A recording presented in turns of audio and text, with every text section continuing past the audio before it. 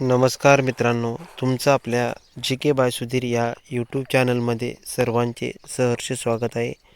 मित्रांनो, आज आपण 27 फेब्रुवारी 2025 या दिवशी ज्या काही विद्यार्थ्यांच्या बीड जिल्हा पोलीस पाटील यासाठी मुलाखती होत्या, त्यांचे आत्ताच मला कॉल येऊन गेलेले आहेत आणि त्यांनी मला काय काय सांगितले आहेत की कोणते प्रश्न विचारण्यात आलेले आहेत आणि काय काय करून विद्यार्थ्यांनी जायला पाहिजे.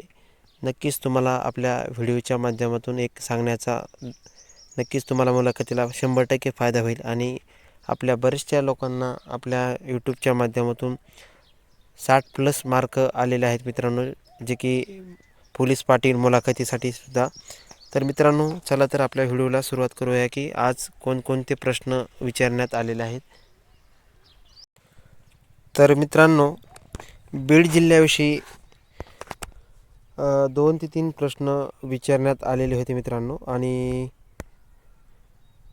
बीड जिल्ह्याविषयी 2 ते 3च प्रश्न विचारण्यात आलेले आहेत. त्यामुळे ह्याच्यामध्ये कोणते प्रश्न विचारण्यात आले मित्रांनो, तर मित्रांनो ह्याच्यामध्ये नद्या नद्या आपल्या बीड जिल्ह्यामध्ये कोणकोणत्या आहेत, तसेच बीड जिल्ह्याचे कलेक्टर कोण आहेत, त्यानंतर बीड जिल्ह्याचे सध्याचे SP कोण आहेत आणि असे भरपूर प्रश्न आज विचारण्यात आले. त्याचबरोबर बीड जिल्ह्याचे पालकमंत्री कोण आहेत सध्याच्या. तर मित्रांनो, बीड जिल्ह्याचे पालकमंत्री हे तुम्ही ध्यानात राहून द्यायचे, पहिले अजितदादा होते आणि आता सुनेत्रा पवार ह्या बीड जिल्ह्याच्या पालकमंत्री आहेत.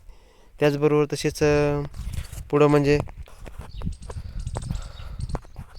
तसेच बीड जिल्ह्यामध्ये कोणते तीर्थक्षेत्र आहेत, तसेच भरपूर प्रश्न विचारण्यात आलेले आहेत. त्यामुळे तुम्ही काय करायचं की जो बीड जिल्हा आहे त्या बीड जिल्ह्याविषयी संपूर्ण माहिती घेऊन पेपरला जायचे आणि चांगला अभ्यास करून जायचे मित्रांनो. आणि बीड जिल्ह्याचं जे काही नद्या, धरणे, त्याचबरोबर सिंदफणा नदीवर कोण धरण आहे, माजलगाव धरण कुठे आहे, काय, हे सगळं करून जा मित्रांनो. आणि विंचरणा नदी, अशा भरपूर आपल्याला प्रश्न आलेले आहेत मुलाखतीला, ते पण करून जा. आणि त्याचबरोबर आपल्याला दुसरा एक महत्त्वाचा पॉईंट म्हणजे चालू घडामोडी.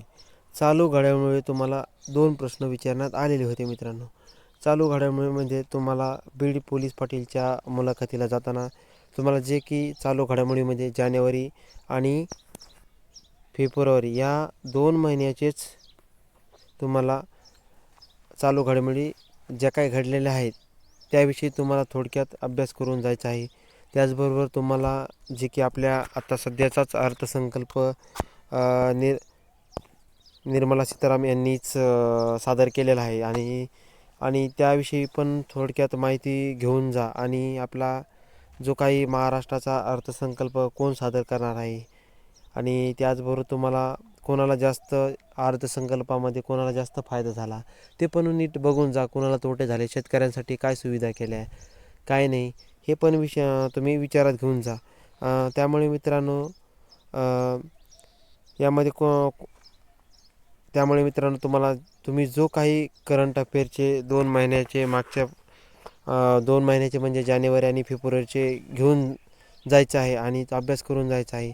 त्याचबरोबर तुम्हाला महत्त्वाचा एक प्रश्न अजून एक विचारण्यात आला होता आमच्या मित्राला एक, की 26 जानेवारी जो आपला प्रजासत्ताक दिन असतो त्या दिवशी प्रमुख पाहुणे म्हणून आपल्याला कोण होते आणि कोणत्या चित्ररथाला 1 नंबर भेटलेला आहे. तर मित्रांनो, गणेश उत्सव या चित्ररथाला 1 नंबर भेटलेला, ते पण ध्यानात राहून द्या. आणि त्याचबरोबर तुम्हाला जर तुम्हाला अजून काही तुम्ही पण जे काही बीड जिल्ह्याविषयी थोडंसं चांगली डीपमध्ये माहिती घेऊन जा. जो की RTO क्रमांक आहे, कोणते RTO क्रमांक आहे, बीड जिल्ह्यामध्ये सध्या वातावरण काय आहे, काय नाही, हे सगळं तुम्ही. अजून एक प्रश्न तुम्हाला विचारण्यात येतो मित्रांनो वारंवार, कारण की हिंगोली पोलीस पाटीलला सुद्धा विचारण्यात आला होता, जालना पोलीस शाळा, समजा तुमच्या गावामध्ये जर भांडणं झाले तर तुम्ही आधी काय कराल. तर मित्रांनो, त्याचं उत्तर असं द्यायचं की सर्वप्रथम मी तिथे जाईल आणि त्याविषयी माहिती घेईल आणि त्याविषयीची मध्यस्थी करेल आणि जर समजा तर ते त्यांना शांत राखण्याचा प्रयत्न करेल आणि लवकरात लवकर पोलिसांना माहिती देईन, असं उत्तर द्यायचे मित्रांनो. आणि अजून तुम्हाला एक क्वेश्चन विचारण्यात येतो मित्रांनो, की जर तुम्हाला पोलीस पाटील या पदासाठी जर तुम्ही सिलेक्ट झाला तर समजा तुम्ही पोलीस पाटीलला जर सिलेक्ट झाला तर तुम्हाला कशाप्रकारे तुम्ही तुमच्या गावची म्हणजे व्यवस्थापन कसं हाताळू शकता. तर तुम्हाला सांगतो मित्रांनो, त्याविषयी एक मी जे काही कायदा नियमांचं उल्लंघन करणार नाही आणि जो काही कायद्याच्या नियमात आहे त्यांचंच मी नियम पालन करेन. आणि त्याचबरोबर जो काही माझ्या गावातला अवैध जे काही व्यवसाय आहे ते मी लवकरात लवकर माझ्या पोलीस स्टेशनला कळवेल. उदाहरणार्थ दारूचा धंदा, त्याचबरोबर तुमच्या गावातला गुटखा वगैरे जे काही अवैध धंदे आहेत ते मी माझ्या प्रशासनाला कळवण्याचा प्रयत्न करेल, असं उत्तर देण्याचा प्रयत्न करा, जेणेकरून मुलाखतीमध्ये लोकांना तुम्ही इम्प्रेस व्हाल. आणि तुमचा जो काही ड्रेस वगैरे जे आहे तो चांगला घालून जा. आणि त्याचबरोबर शूज वगैरे घाला, परंतु ऑफिसमध्ये जायच्या टायमाला ऑफिस शूज म्हणजे बाहेर काढून ठेवा, हे पण ध्यानात राहू द्या मित्रांनो. अशा प्रकारे आज तुम्हाला मुलाखती चालू घडवे 2 प्रश्न आणि जिल्ह्याविषयी 3 प्रश्न असे म्हणून तुम्हाला 5 प्रश्न विचारण्यात आलेले आहेत मित्रांनो. आणि त्यामुळे जाताना सगळ्याच डॉक्युमेंटसोबत घेऊन जा. ओरिजिनलचं एक बॉक्स, ओरिजिनलचं एक बंच करा आणि जे काही आपली झेरॉक्स कॉपी आहे त्याचा एक बंच करा. असे आणि जे काही आतापर्यंत तुमच्या जीवनामध्ये तुम्ही कुठे कुठे काम केले वर कुठे तुम्ही समजा तुम्हाला पुरस्कार भेटले त्याचं पण तुम्ही सर्टिफिकेट लावा. आणि त्याचा तुमचा इम्प्रेस पडतो की कारण की ह्या व्यक्तीने चांगल्या प्रकारे काम केलेलं आहे. आणि त्यामुळे मित्रांनो आज असेच बीड जिल्ह्याविषयीचे आणि करंट अफेअरचे क्वेश्चन विचारलेले आहेत. त्यामुळे जाताना हे 2 नियम पाळून ठेवा. आणि उद्या काय प्रश्न विचारतात ते पण तुम्हाला सांगतो.